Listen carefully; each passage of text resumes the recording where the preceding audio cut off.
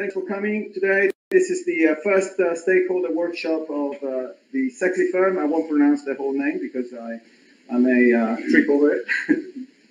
But the whole name is actually written there. So we also have Alexia over there, who's going to write down everything we say, not everything, and also in a funny way. So don't worry if you see what you say is interpreted in a different fashion. But she's here to help us interpret what we are doing, viewed from Alexia's world. So that's a very useful exercise we did when we were in Paris 2 years ago to a bit for another project. And so we'd like to repeat the experience. I would also like to thank, I don't know if any from Wind Europe are here in the room. Thank you very much for the welcome here, all the support. It's been great. Thank you for helping us, and I'll leave the other thanks for the end. But I thought, Wind Europe has been an excellent host, and we're really grateful that we had this opportunity to have the meeting here.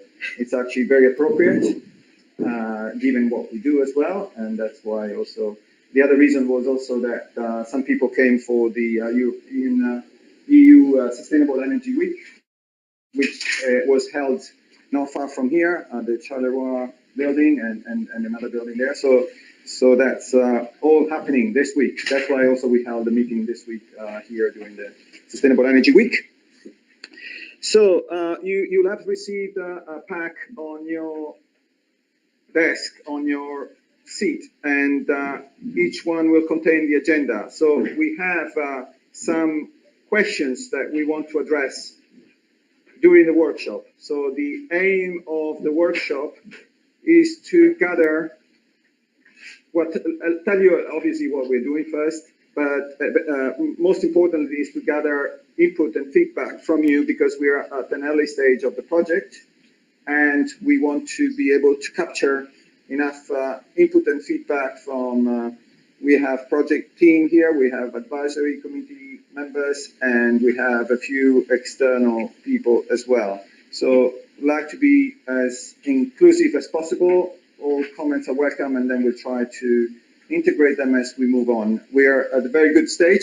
As I said, we started only recently, that was in February, and the project is 3.5 years long, so enough time for you to provide your input, particularly in these early stages. I do have a formal presentation just to tell you a bit more in detail what we are doing. Good. Alberto, can I just say, we'd like to take some pictures during the day, so if anyone isn't happy with that, just let me know to put on the website and possibly use on Twitter. Just pictures of the workshop. Okay, thank you. And actually, the Twitter, if you like to tweet, we have details on the back of the trifold here.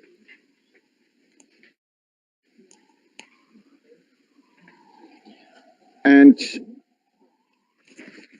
Anna, Maria, and Jose, if you like to tweet as well, they go out on air. So if you want to help us on that, that'd be great.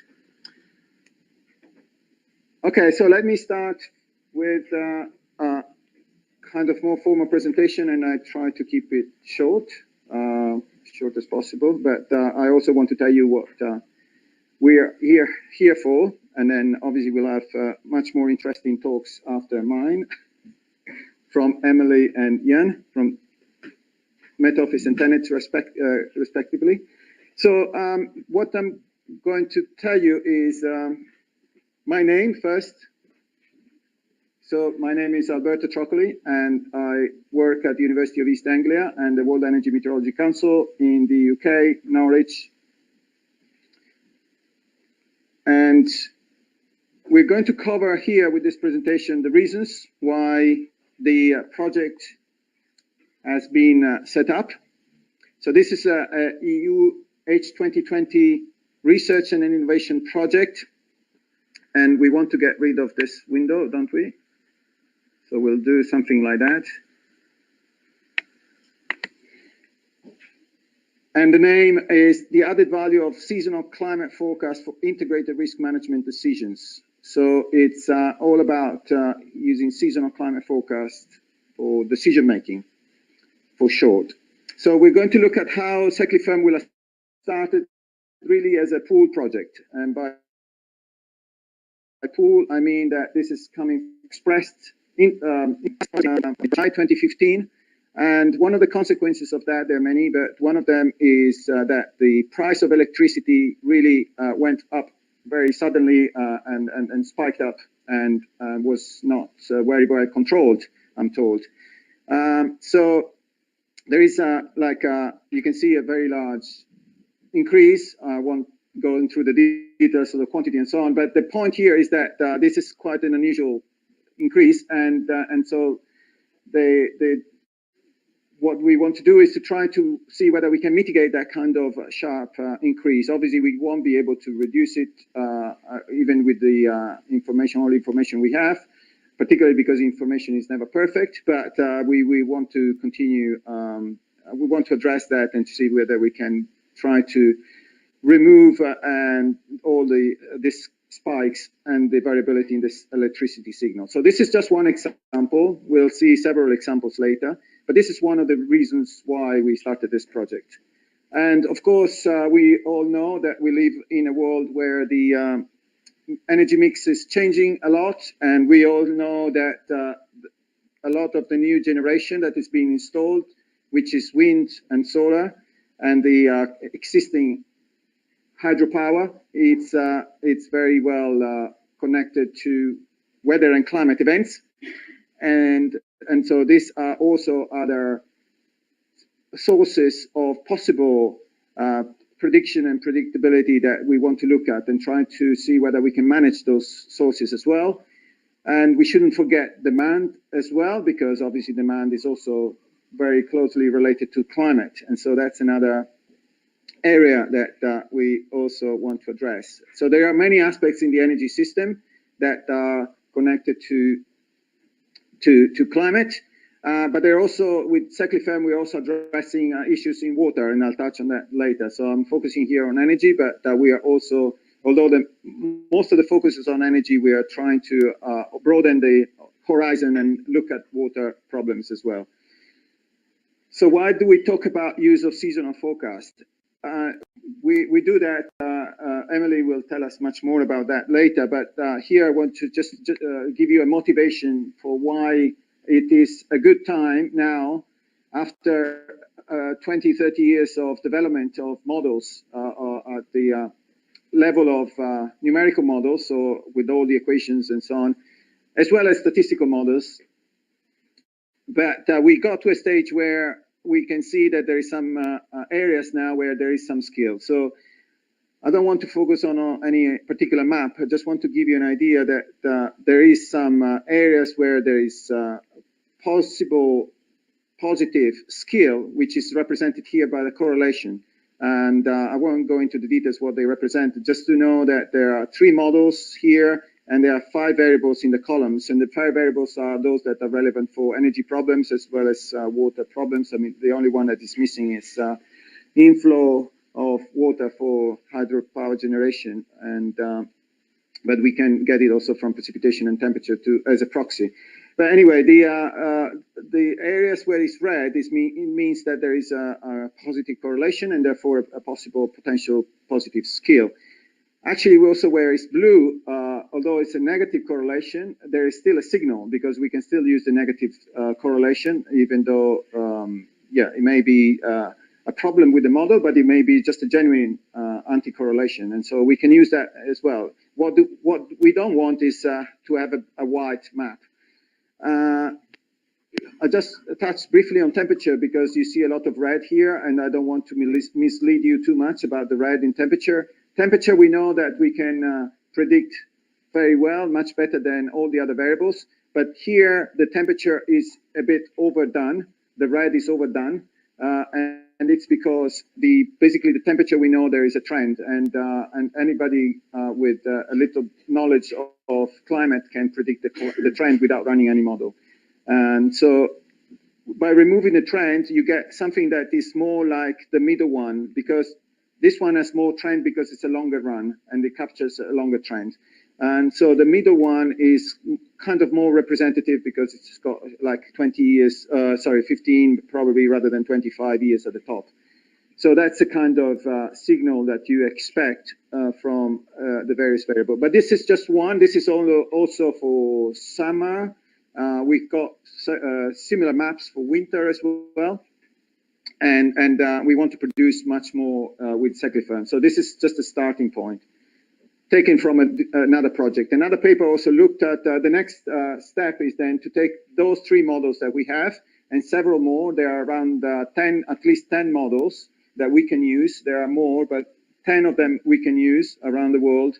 I'll tell you a bit later in the project meeting for those that are here, that basically we can access these 10 models and then try to aggregate them in some way and create a multi-model. And this is what is done in this paper, where they tested the skill of the multi-model when compared to individual models or clusters of models. And just look at the bottom one, where you see quite a lot of red, orange, and similar colors. And all these colors means that there is a positive result. So the skill is increasing when you do the multi-model compared to looking at individual or clusters or smaller clusters. So the how we set up the project. I'll just go through this very simply, and also the slide, the process here exemplified is pretty simple, but it's just a starting point, just to give you an idea what the framework is, because we'll probably make it a bit more complex as we move on and we learn more about what the decisions, the real decisions are. But basically the starting point is that we have 2 groups, a control group and a test group. And the control group basically does what they've done so far. In some cases, it would be just to use climatology, and they use the together with all the other pieces of information that go into the mix, for whether that would be for the pricing of electricity or for closing or opening a dam. And that's what our control. And then the other group will then take the same information, but then now add also the seasonal forecast. And we want to know what the final decision is going to be, how that is going to change. We just need to know a differential, basically how the seasonal forecast changes the decision in a quantitative way. We do that through 9 case studies, and we'll touch on this later, so I won't spend much time. I just want to show you the diversity in geography. I mean, it's mainly Europe, but we have some over South America as well. And we mostly are about energy, but there is also one on specifically on water. And the way we also we're going to that will go through a process of tailoring. I won't go into details of the slides here. The slides will be made available later on the web, at least this one. And we basically need to look at each case by case and find out what's the best way to use the seasonal forecast. So there is the research and innovation aspect of the project is such that we have a good component of research. So it's about half of the project is research, and the research is going to look at how we can exploit seasonal forecast as best as we can, improve the skill and so on. The other half of the innovation is to use it and tailor it to the decision making. So that's this part of the tailoring. The what, just briefly, what we produce, we want to produce 3 main items that we can eventually exploit. The first one is enhanced performance of seasonal forecast. So we want to really improve the skill of the forecast by doing multi-models and any other combinations of models and variables we can. So this is the research question. The other one is the quantified economic value of the seasonal forecast through the case studies that we mentioned. And the last one is actually to also display what we find and the results of the case studies on a interface, a web interface, where hopefully people can look at it and play also and test things that are related to the case studies. On this, we have also a starting point because there's a project which isn't called a project but a contract, and it's produced a demonstrator which can tell you, well, you can play with it and find out a lot about climate variables and energy variables and how they relate to one another. You can plot maps, you can plot time series, a lot of members. So this is kind of, I think, what we would like to see also for seasonal forecast, because we know that seasonal forecast is a probabilistic product. It will have a lot of members. There's one model, for example, produces 51 members, and so we have to also think about how we deal with all these members, how much information we use from each one of them, or whether we use the mean or whatever. So there's a lot of information that we can harness here. Case studies. As I said, this will be discussed later. So I just want to give you a brief overview what we're doing. So we're treating the case studies pretty much at the same level of development as much as we can. And this is done particularly through Flyer, and you will see some of them later. And these flyers are 4-page flyers where we have the summary on the front page of what the case study is about, and then inside you learn more about the climate issue, the energy issue, and how they relate, and what solution we're finding. So without going to the details, here is one with some nice pictures of national grid, and then also we look at the marine problems for maintaining oil and gas platforms. So we want to look at windows of opportunities to service the platforms, and this could apply also to wind farms, for example. So this is more on waves and marine generally. And this is the one on water I mentioned with Thames Water in the UK, where they are interested to see whether the seasonal forecast can help with periods of stress on the supply and demand management. Oh, sorry, this shouldn't have been there. And thank you for your attention.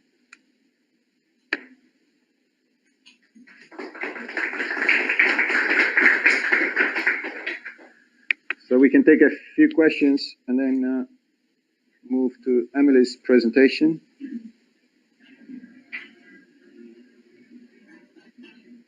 Or we move to Emily's presentation straight away. Yes. Can you speak up, please? I'm Ilaria from the Barcelona Center. I would like to start with how you use the treatment and control group.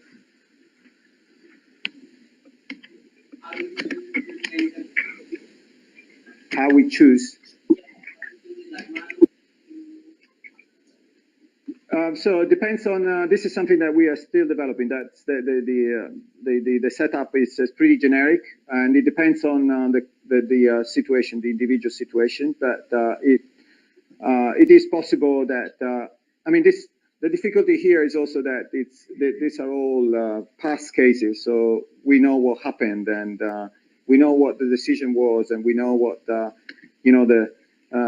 we could have changed. So there are many implications. So we want to keep the system as clean as possible. But essentially, and it could be also the same people going into the room with the information, climatological information, and then they go out and back again with the seasonal forecast. It has to be done in a controlled way, but it doesn't need to be complex. We just want to get, at the moment, there's very little information, I should say, on the value of seasonal forecast. Whatever we can add to that pool of information, literature, or whatever you want to call it, I think it's going to be helpful. So it's never going to be clean, also because, there are all the caveats about the probabilistic nature of forecast and so on. So you come out with a decision for one case study, and what does it tell you about all the other case studies? So it's, we know about all these difficulties, but we want to start. We want to make at least a stab at what a value can be, and then by pulling together the information from different case studies, we hope that we can see some from all the case studies, and we will also explore different case studies. Not just, I mean, the idea here is to give the flavor of type of problems we address, but we won't just look at one particular season. We want to see also similar seasons that behave in that way. Anka, and then we go to Emily. What is the work plan? When do you plan to finish the research part of this? Yeah, we were. Stretched throughout the 3.5 years. So. Yeah, we can discuss more on in the afternoon on the project meeting, but yeah, the research is staggered. So the research comes first, and then the case studies later. So the research will go for about 2 years, and then roughly speaking, and then the case studies start after a year, and so they. That offers an opportunity.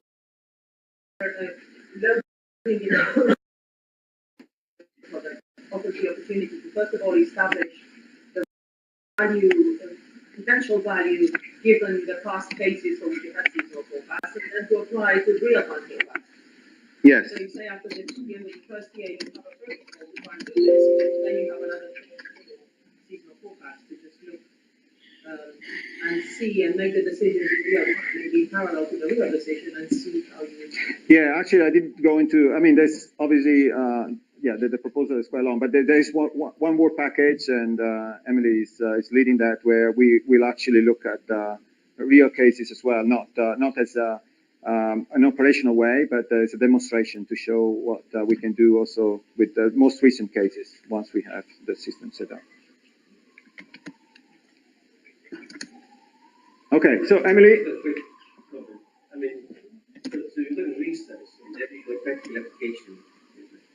So would there be a disjoint? Because no, yeah, I mean, again, I think it's getting into the details of the project, okay. but yeah, I mean, the project is structured as such that you know, now actually we are focusing more on setting up things. So it's actually the industrial partners that are doing a lot of the work at this stage of the project to set up the decision making and all the rest. So everything's set up, so we can pass the information to the scientific group.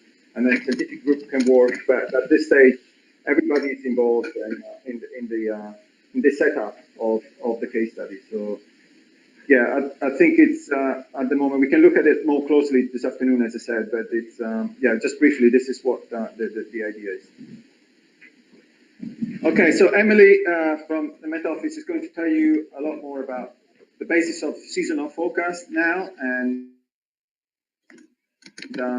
we'll then discuss one specific case studies later.